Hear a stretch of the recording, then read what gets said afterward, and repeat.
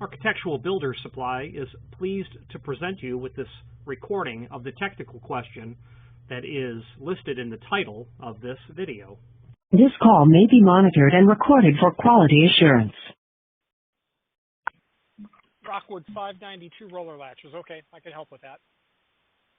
Yeah, and I just want to understand better what the different strike options are, because I've got an install where I want no lip on the strike. I need to mount the strike kind of flush to a fairly large plane. So I don't want a lip. It's not like there's like an edge of a door frame where I can have a lip going over the edge, if that makes sense. Yeah, it does. I mean, you know, in the absence of any projecting strike lip, that roller is going to make contact with the first thing it's going to hit. Having said that, I think you might want to look at the Rockwood 590. The 590 instead of the 592? Yeah, I think you might want to take a look at that. Let me see here.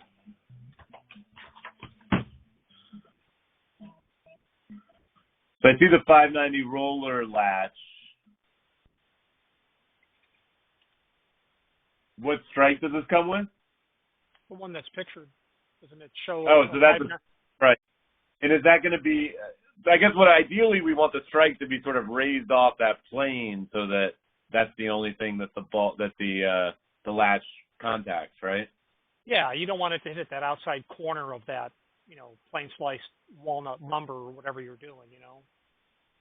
Right. So will this you think this strike here does that sit sort of raised above the mounting surface? Is that what it does?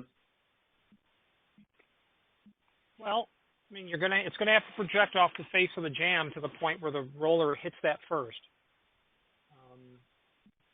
And is very typically used in wood frames. Right. I mean, I guess what I'm trying to say is, like, does the strike have enough sort of profile that it can just sort of be mounted and it will project out from that plane, or will I have to put in like a shim or something behind it to kind of just raise it above that plane? What plane are you referring to? There's a plane that I'm going to mount. It's basically like a door frame, but it's very deep. So I don't want a strike that's got like a big curved piece, because my door frame, you know, is like 5 inches deep, and so like, okay, you know. So let me put together the picture in my head. You've got a 5-inch deep frame, and how thick is the door? The door thickness is 1 3/4. Okay, when the door is in the closed position, what is the inset? And the inset is defined as the dimension from the face of the door to the face of the frame when you're standing on the pole side. Yeah, that's going to be like a good 3 inches or more. And that's where the problem is going to happen. So that strike's not going to work. You'll have contact there and it'll scuff. So what I'm wondering, you need is there an extended strike? Yeah, is there so what I'm thinking as a solution here, is there a way I can mount a strike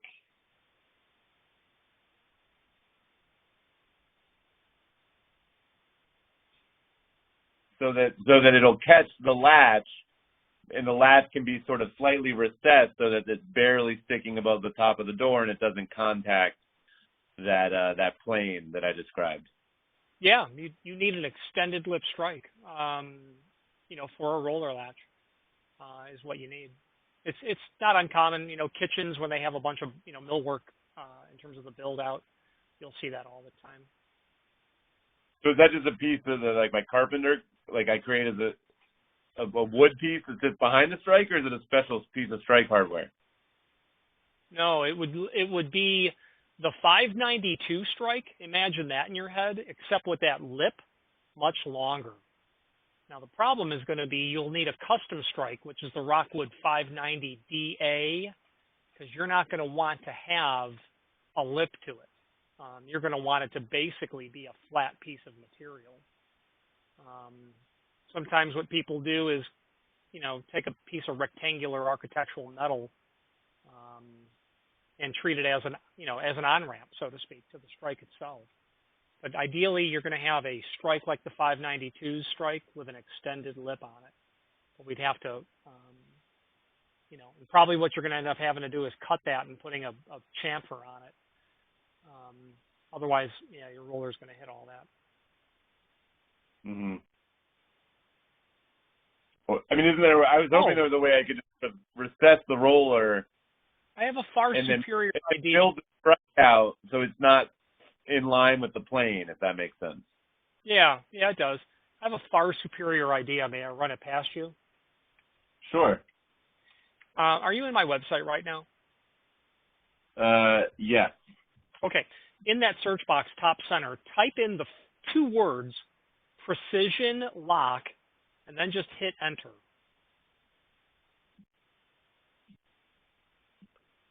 Precision lock. Okay. Yeah. Let me know when that page loads. Right. So I see master lock, CMP, precision hardware. Yeah. So scroll down a little bit. And scroll down about about the sixth item from the bottom. So what these are magnetic catches, and they've been getting a lot of traction in the industry. You know why? Because they solve this problem. I've got videos that are there. Yeah, and so you're going to mortise something to the jamb, mortise something to the door. Nobody going to see anything when the door is closed. You could have that inset, whatever you like. Whatever you like. Now, actually, we need to talk about your hinges next. So a lot of people are really buying those, and I just became aware of these about a year ago. They're very You're talking about the magnetic catches? Yeah. The PLS 24 Pro X HD, it's about $45. That would be a video that you could look at. That's going to solve the problem. Yeah, I'm taking it. And you think it's strong enough that it could generate a hold for a these are like interior French doors, so they're sizable doors. You mean hold the door in the closed position? Sure. Just to hold it in the closed position. Yeah, I guess there's no force on it, right? It's just a little air draft here and there. Yeah, you don't have stack pressures like you're going to in a 30-story building where they've got to install balanced doors. No, and if you did, there's ways to adjust for that holding force by bringing one magnet closer to the other. If you still had a problem, you'll put in a second one, which you won't. No one's ever done that before. That's awesome. Yeah. So I'm looking at this now, and I see on the video, there's like an overview of the parts. So I don't care about the top of the door. I assume with metal plate or whatever, you never see that. What is in the jamb? Like, do you see the top of that jamb, or is it?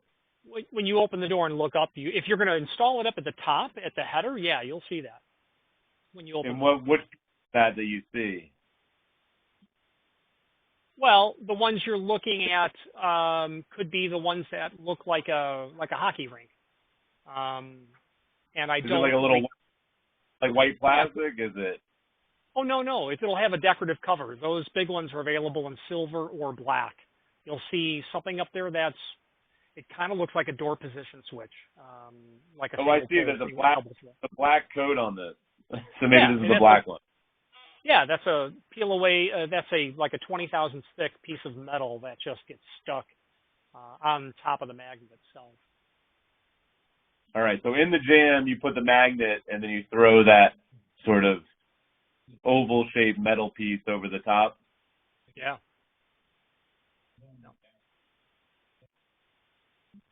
But I can't get that in brass. No. Okay, so my choices are either black or silver. Yeah. And it doesn't make contact with the door, does it, or is there some rubbing? Not at all. Zero contact. So I could paint it potentially. Paint it? Absolutely. And I've gone back to the factory and said, you guys need more finishes. Powder coating is easy and very agreeable to many people.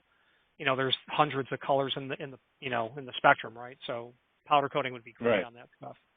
I don't know. I would just hit it with a can. Powder coating. I can paint it so it just sort of blends a little better in with the jamb.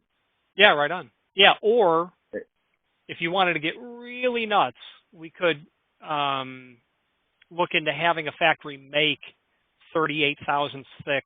You know, the problem is the plate's going to be too thick because I don't have access to really thin material, so, like brass or bronze that could then be plated or just polished or brushed. Yeah, so no, that's not. It's probably where so when you properly install, you're not getting contact on that piece, so you can paint it. It won't scrape off. It'll just. Yeah, no. They'll never. It'll look like a little bump in the jam. It's just going to look like a hockey rink. You know, like whatever it is, 2.5 inches long or something in that range. With no one will ever screw know. holes, screws in You won't it, even right? see screw holes. Are there plugs or something, or am I looking at There's this? a cover. So there's a cover that goes over it. Yeah. All right. So this Precision Lock PLS 240 PX HD 240. Or that's the silver, or the BLK, whichever one you want. I would say black. You know, black's a little more. Black can work with lots of colors. Silver's like, well, silver and polished brass, whatever. If you're going to paint them, go with the cheaper one. Right. Okay. But that's the right product number, right? Definitely. Okay, and it actually looks like you don't have to miter the door as much either, right? It's like less. There's less. Well, you're still mortising. You're not going to mortise as deep. That's true. Okay, mortise, yeah.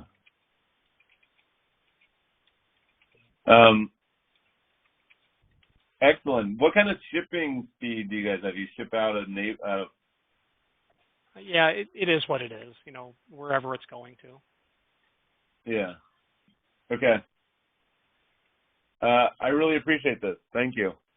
My pleasure. Tell me about your hinges, because insets and hinges are usually problematic. The hinges? Yeah. How are you hanging the door? I mean, it's an existing door that, you know, I've got. I don't know how to describe them. I mean, they're pretty vanilla. Yeah, it's either a wide throw or a raised barrel or a concealed hinge, because a standard full mortise wouldn't work on that. You know, inset situation. Yeah, I was just curious as to how someone worked around that. Okay. Well, hey, my name is Richard. I'm glad you called, and if there's something I can help with, let me know, and I'll hopefully watch for the order. Yeah, thank you, Richard. Yes. Architectural Builders Supply hopes you have enjoyed this program. Again, thank you for watching, and if you've enjoyed this video, please click thumbs up. Please subscribe and maybe even send the video to someone that you know. Thank you.